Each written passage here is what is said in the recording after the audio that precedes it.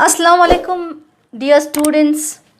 आज हम फिर हाजिर हैं स्मार्ट करिकुलम के यूट्यूब के चैनल पर, जहां पर हम एक्सरसाइज सॉल्व कर रहे हैं, मश्की सवालात हल कर रहे हैं 9th की क्लास का बाब नंबर 1 यानी हमारे गर्दोपेश में मादा।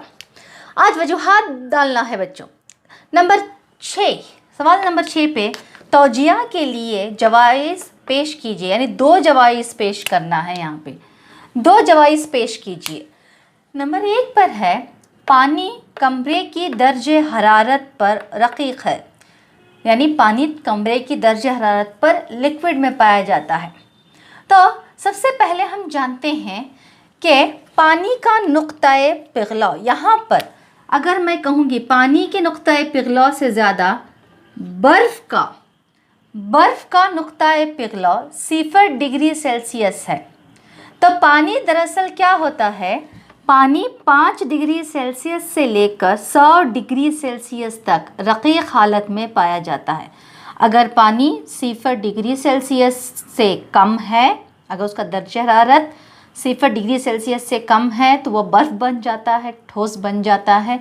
जैसे ही 0 डिग्री सेल्सियस पर आ जाता है और उससे ज़ायद होने लगता है तो 5 डिग्री सेल्सियस पर पानी पूरी तरह से रक़ीक़ में तब्दील हो जाता है बच्चों, और 100 डिग्री सेल्सियस तक वो रक़ीक़ हालत में ही पाया जाता है, रक़ीक़ हालत में पाया जाता है।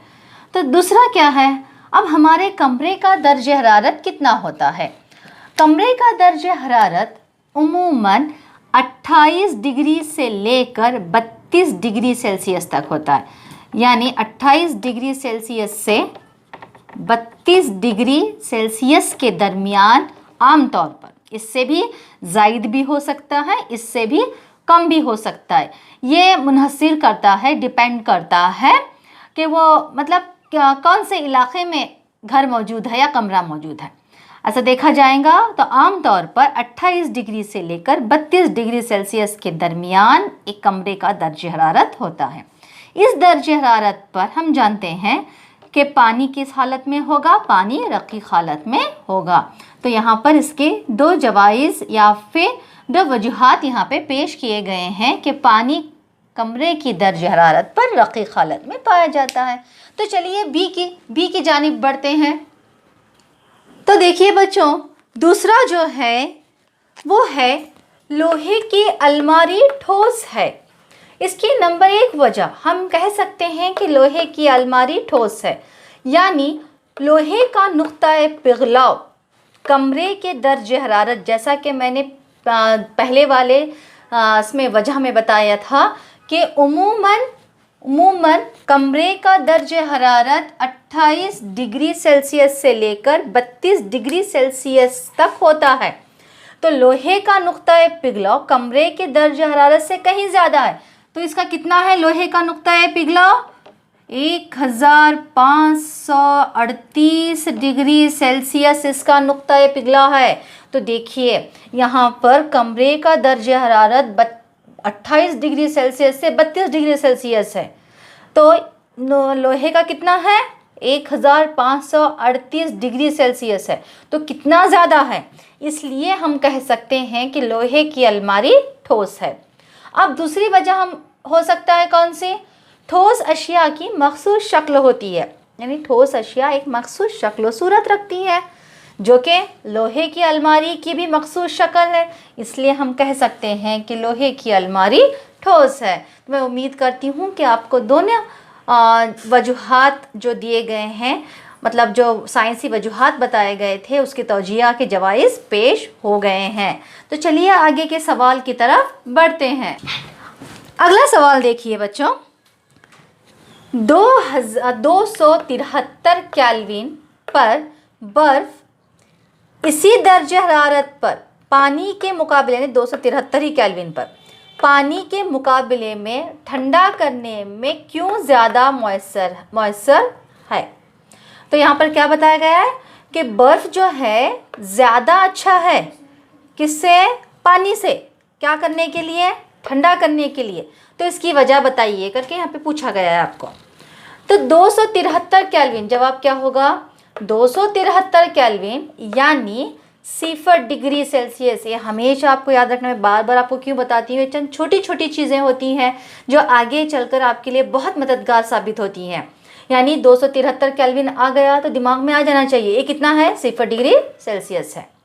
तो 273 केल्विन यानी 0 डिग्री सेल्सियस पर बर्फ वास्ते से ज़्यादा, यानी सराउंडिंग जो रहता है ना उसके वास्ते से ज़्यादा, यानी जो मीडियम में वो है या वास्ते में जो है से ज़्यादा हरारती तवानाई जज्ब करके पानी में तब्दील होता है।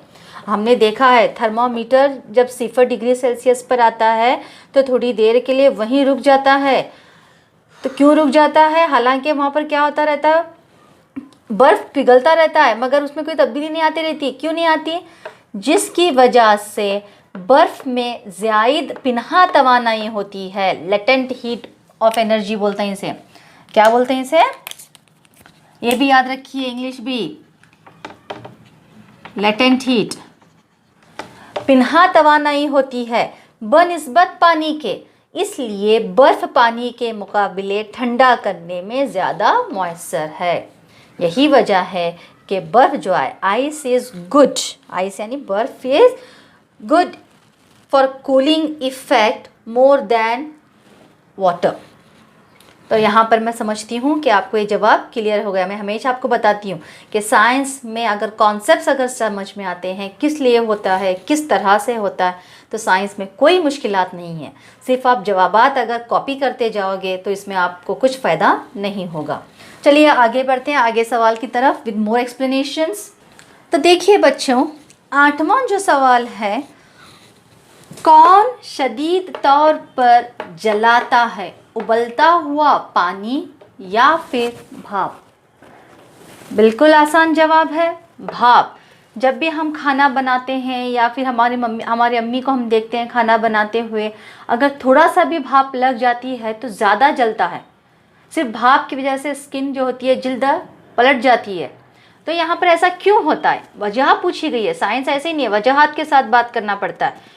क्योंकि भाप के जो सालिमात या फिर ज़र्रात होते हैं 100 डिग्री सेल्सियस पर पानी के ज़र्रात के मुकाबले ज़्यादा तवानाई जज्ब कर लेते हैं। इसलिए तबखीर की पिन्हा तवानाई यानी लेटेंट हीट ऑफ एनर्जी किस में ज़्यादा है, भाप में ज़्यादा होती है और बनिस्बत पानी के। इसीलिए पानी के मुकाबले में भाप शदीद तौर पर जलाती है, ना कि उबलता हुआ पानी।